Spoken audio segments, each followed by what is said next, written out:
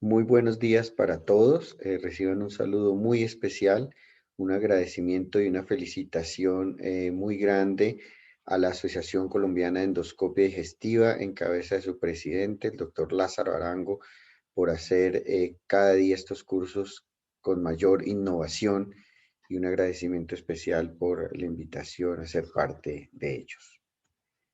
Quiero empezar definiendo lo que es una revista científica. Estas revistas son el mecanismo mediante el cual un equipo editorial que administra un sistema de evaluación por pares transforma, y esto es muy importante, un manuscrito en un artículo científico. Es una publicación que debe tener ciertas características, debe ser periódica, arbitrada para darle la calidad, especializada, en nuestro caso gastroenterología y endoscopia, publicada a tiempo, indexada y quiero mostrarles algunas de las realidades de una publicación científica y algunos de los aspectos que no esperaban los autores cuando muy entusiasmados van a llevar su artículo a la revista. En el año 2010 se estimaba que la cantidad total de artículos publicados entre todas las revistas científicas era cercana a los 50 millones, producción mundial que se duplica cada 9 años aproximadamente, lo que quiere decir que contamos actualmente con más de 100 millones de artículos publicados. Si esta información se repartiera entre todos los científicos del mundo, cada uno recibiría más documentos de los que podría leer en toda su vida. Imagínense ustedes que se estima que el 50% de los artículos nunca serán leídos tristemente por alguien más que por los autores, los árbitros y los editores de la revista. Y peor aún, 90% de los trabajos publicados jamás será citado. Este es el escenario problema que quiero presentarles a ustedes con la idea de preguntarles si algunos de estos conceptos no los conocen, es lo que transmitiré a lo largo de la charla. ¿Saben ustedes qué es un proceso editorial y su importancia? ¿Qué tan importante o útil es ser un revisor? ¿Qué es el DOI de un artículo? ¿Qué es el ORCID? ¿Qué es una revista depredadora? He intentado publicar en ellas. ¿Qué es un nombre de pluma? ¿Para qué sirve? ¿Y qué es un autor fantasma, por ejemplo? Entre otras. Todo esto lo intentaré transmitir en los próximos minutos en la conferencia que denominé de publicar o perecer, a más bien leer, revisar, publicar y editar para permanecer. Hablaré sobre el proceso editorial, el autor, el lector, el revisor, el comité editorial y al final hablaré algunos de los programas que estamos trabajando en la Revista Colombiana de Gastroenterología con el comité editorial actual, como la inversión de la pirámide, la academización del comité, la visibilidad y accesibilidad que generan el impacto y la medición del impacto. Vean ustedes esta gráfica del proceso editorial, que no es nada fácil, un poco complejo. Todo empieza cuando un autor quiere llevar su artículo a una revista. Es un artículo que llega, se revisa rápidamente por unos modelos de plagio para verificar que sea original. Hay una evaluación editorial inicial para ver si el artículo podría ser parte de la revista. Se responde rápidamente. Al ser positivo, empieza una evaluación por pares. Estos pares, que son los que le dan la calidad científica, evalúan y analizan bajo ciertos criterios el artículo y dan su respuesta de si debe pasar de una vez o debe ser revisado o corregido algunos aspectos. Después de esto pasará a corrección de textos en inglés y en español en nuestra revista, diagramación, corrección de estilo, nuevamente una mirada por el comité para aprobación y ser dirigida a la publicación del artículo. Hablemos del lector.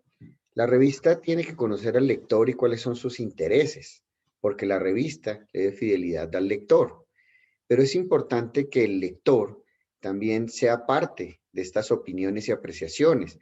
Todo esto lo puede hacer a través de las cartas al editor, a lo cual llamamos a todos los autores y a todos los lectores para que publiquen y debe ser parte de la heurística de la plataforma electrónica de la revista.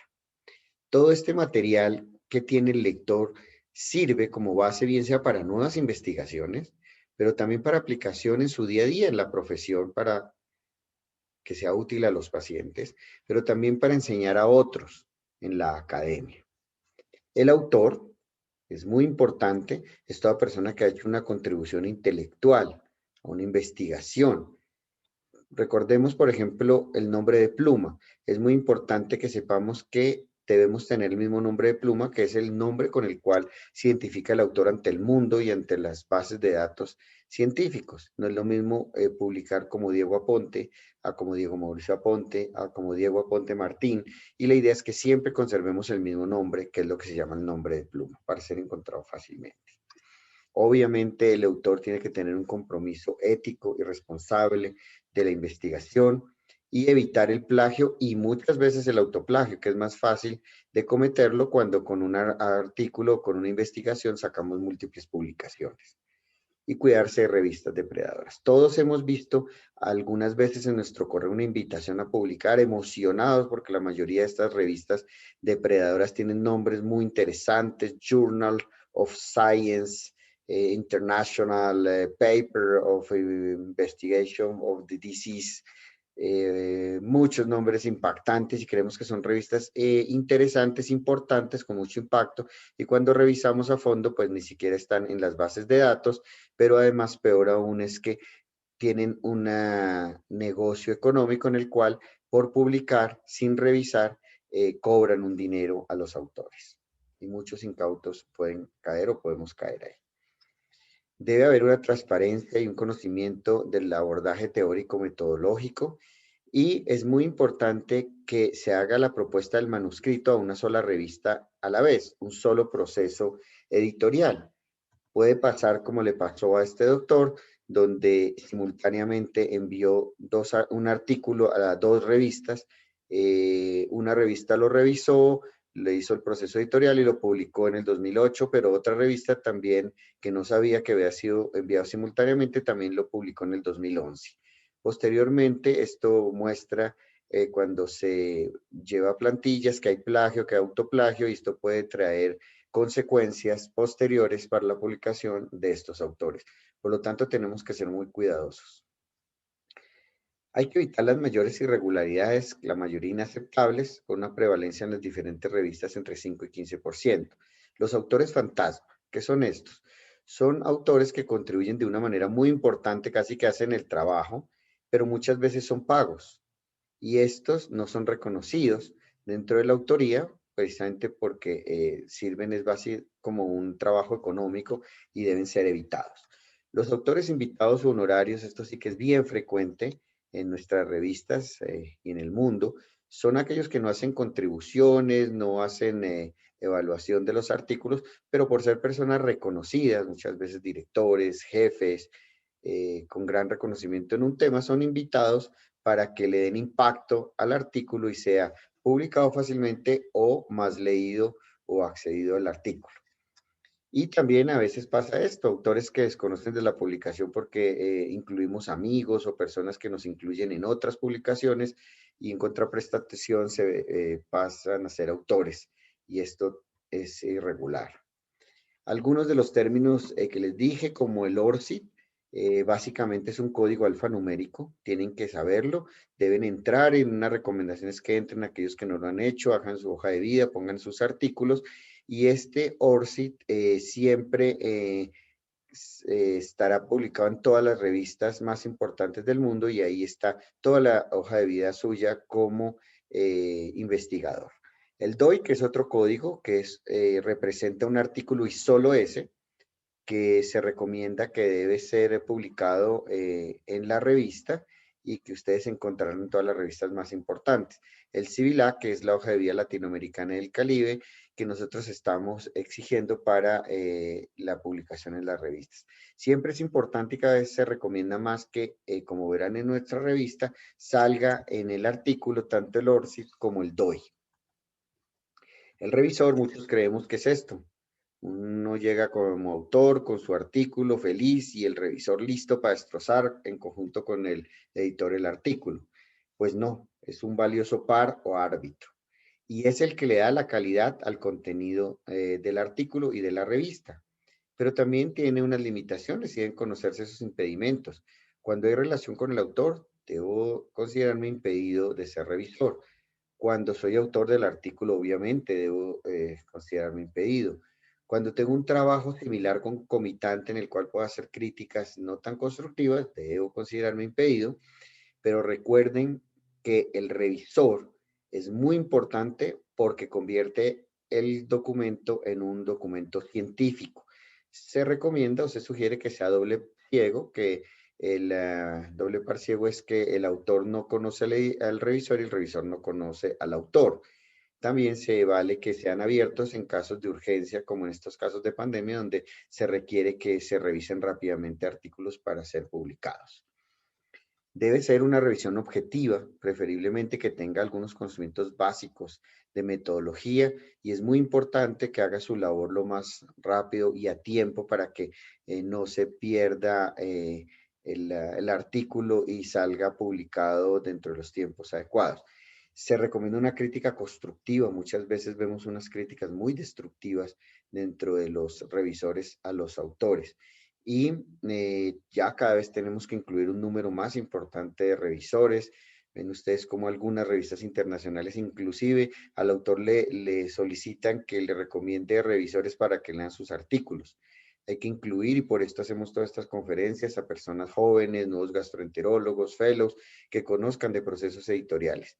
Y se debe hacer un reconocimiento a esta labor tan importante como veremos.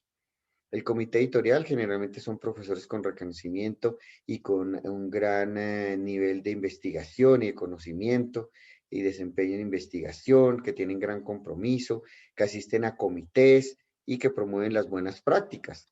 Que dentro de esas vemos estos, revisar que los artículos publicados sean inéditos, evitando el plagio, el autoplagio.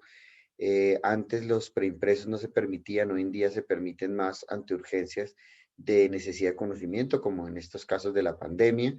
También mirar que haya contenido de originalidad y que desarrollen la ciencia, que haya imparcialidad al mirar que se haga bien la evaluación de los revisores doble par ciego, que se cumplan los tiempos para que la publicación sea oportuna y que la respuesta sea oportuna de aceptación o no de un artículo, así como respetar las ideas del autor, del derecho a mejorar el manuscrito que envió el autor, así como del autor de apelar a esa revisión y respeto a la confidencialidad del artículo hasta que este sea publicado. El editor director debe ser una autoridad, pero sobre todo de tener un gran compromiso y responsabilidad. Muy importante que sea independiente y que estudie y tenga conocimiento, preferiblemente que sea profesional en el tema de proceso editorial y que tenga una gran confidencialidad de lo que se está en proceso de publicación. La institución editora, que muchas veces es una universidad, en nuestro caso es una asociación, debe ser eso, la patrocinadora y garante y solo eso. Debe restringirse a los aspectos financieros, ya que la revista actúa con total independencia y eso lo defendemos de una manera muy contundente.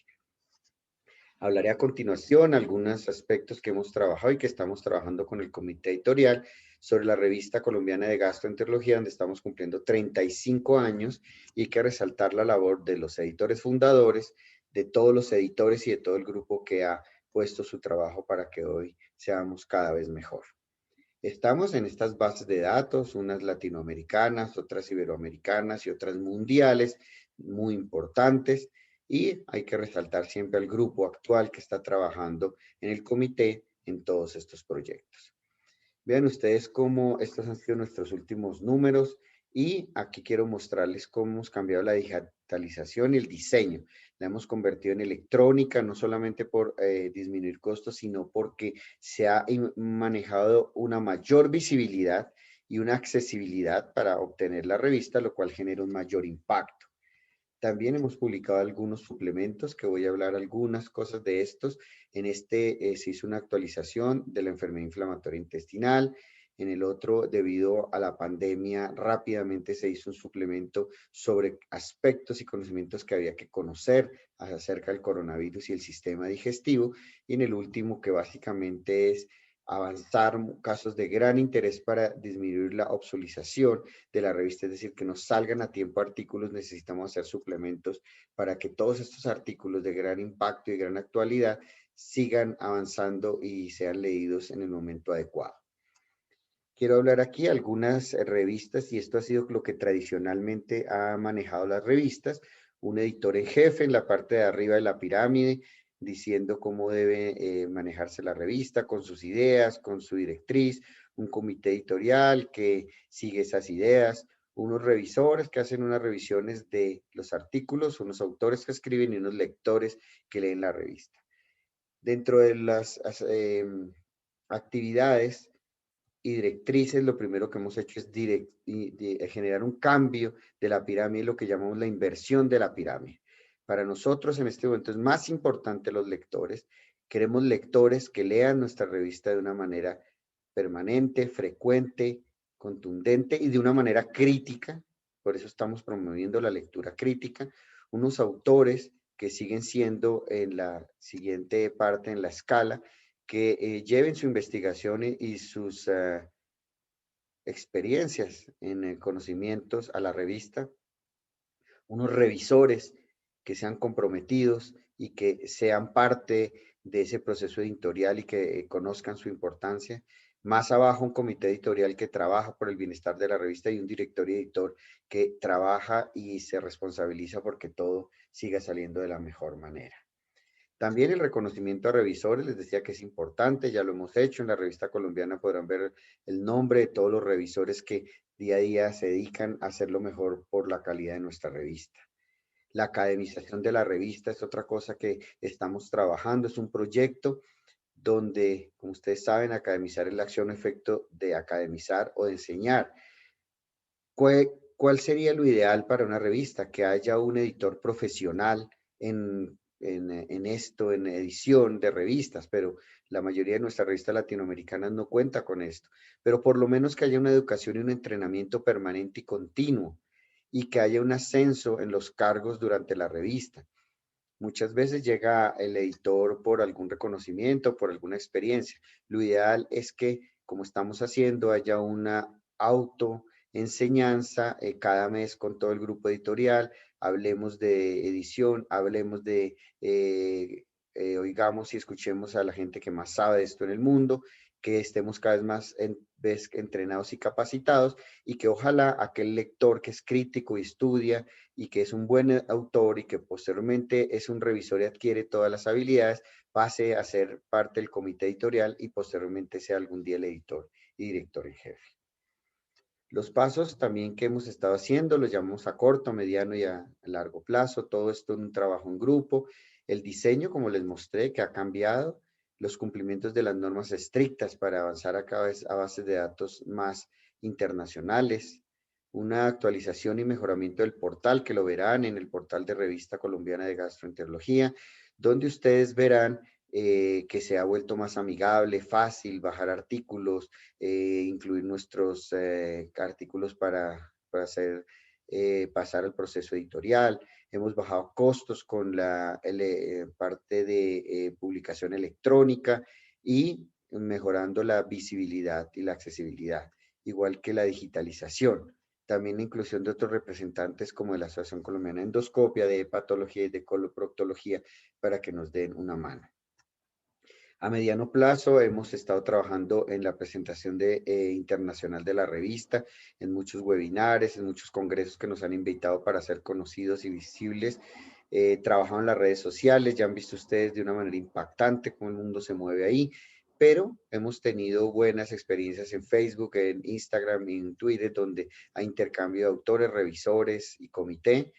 Ya ustedes verán que cada artículo aparece con su ORCID, cada autor con su DOI, cada autor con su ORCID y cada revista con su DOI.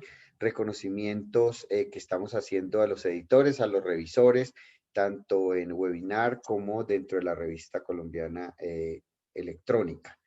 A largo plazo todavía nos quedan muchas cosas por hacer, estamos haciendo un camino que sabemos que es difícil, pero lo estamos intentando y estamos trabajando para llegar a PubMed Central y ahí vamos, puede que lleguemos, puede que nos demoremos, pero lo importante es hacer un camino y dirigirnos hacia allá. Estamos mejorando la marcación del lenguaje con nuevas normas, teniendo asesoría especializada y que algún día nuestra revista tenga una mayor profesionalización y que sea un grupo experto el que maneje de una manera más automática todo este proceso. Aquí vemos un ejemplo del ORCID, donde les dije que era el código alfanumérico que representa al autor, y ahí ustedes pican y ven toda la hoja de vida del autor, ya está publicado en nuestra revista. Vean ustedes el DOI, que es el código del artículo, pican ustedes y saben que es ese artículo y no otro en el mundo. Vean ustedes, aquí está nuestra página en Facebook, que tiene mucha interacción, en Instagram, en Twitter, y hay que medir siempre el impacto. Aquí está el impacto en cielo, donde nosotros vemos desde enero del año pasado cómo nuestro impacto se multiplicó por 5, tanto en lecturas como en acceso y visibilidad. Vean ustedes como también en Google Analytics vemos como a partir de 2020 hay unas visitas mucho más frecuentes y un número impresionante. Y como por visitas por país, obviamente es Colombia el primer país, pero nada despreciable las visitas de México, Perú, Argentina, España, Ecuador, Chile, de todos los países del mundo estamos teniendo visitas. Ya para cerrar y llevar a casa, quiero decirles que el proceso editorial bien ejecutado transforma un documento cualquiera en un material científico, que es muy importante conocer y hacer parte de todo el proceso editorial. Ser un buen lector y crítico lector, ser un gran autor, ser un disciplinado revisor y ser un responsable editor. Y ojalá ser parte de todos los procesos para que adquiramos esa experiencia y hagamos mejor ciencia. La Revista Colombiana de Gastroenterología está trabajando todo el proceso para ofrecer más impacto y mayor calidad a los documentos científicos publicados en el mundo, mayor visibilidad, mayor accesibilidad y mayor impacto. Y es por esto que quiero terminar preguntándoles, ¿creen ustedes que seguimos pensando en publicar o perecer, publish or perish, o mejor como les he propuesto, y es una reflexión, leer críticamente, revisar juiciosamente, publicar con todos los elementos más valiosos y editar para permanecer? Y es por eso que estamos trabajando en la Revista Colombiana de Gastroenterología, una revista de todos y para todos. Muchas gracias.